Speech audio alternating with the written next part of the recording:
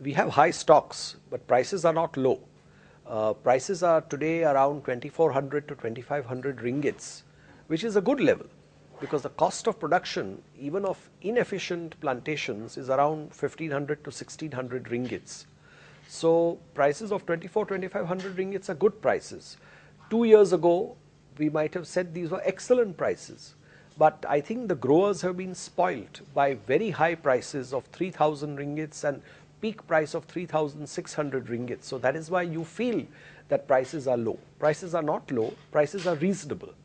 Yes, stocks are high because we have come into an unusual situation where the trees are producing at a high level. This happens because of the biological cycle of the trees. Plus seasonally we are in the high production cycle, and the world economic situation is that the developed economies are growing more slowly. Some of them are in recession, so the demand is flat. But this is, I believe, a temporary phenomena, and if we allow prices to go down to around 2200 ringgits, demand from the energy sector will come into palm oil, and that will help us to clear the stocks, and then we should be at a very comfortable level on stocks, and then prices can start rising again, because then we will go into the low season of production. So as I said today, a little bit of short-term pain can give us a good amount of long-term gain.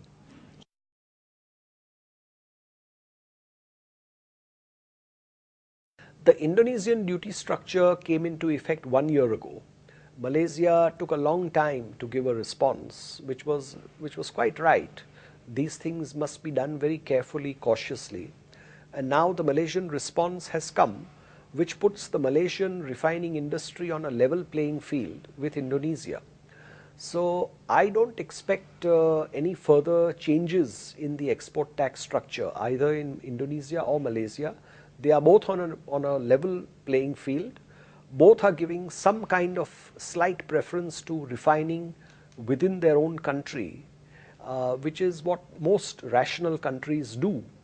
And I don't see the export tax structure depressing prices for export. No, I don't.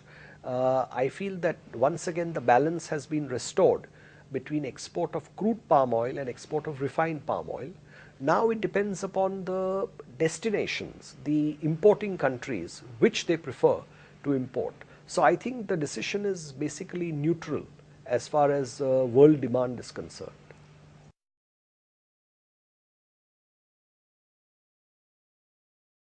Yes, India for sure, because Indian consumption, per capita consumption is still very low. So I think Indian consumption will rise.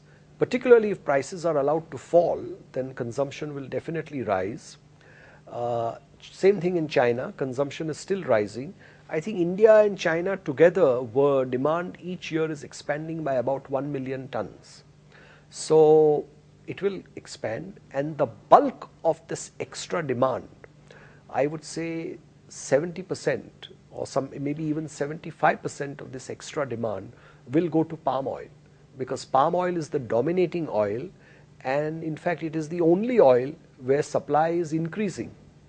And but for palm oil, the consumers all over the world would be inconvenienced, because they would have to pay higher and higher prices for consuming more. 2013 is very far away, so unfortunately I can only say that I am expecting prices to go lower in the next 6 to 8 weeks. I think prices will go to a bottom of 2200 ringgits on the third position on the BMD. At that level, and they have to go to that level and stay at that level for some time, so that stocks can be cleared. Once stocks are brought to manageable level, we can see a recovery in prices. So I would expect to see a recovery in prices in 2013.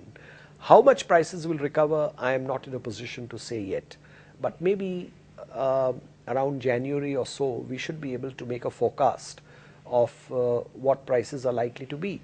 And if people want to know what our forecasts are, they should come for attending the POC, which is in the first week of March, and which is always a great conference to come to.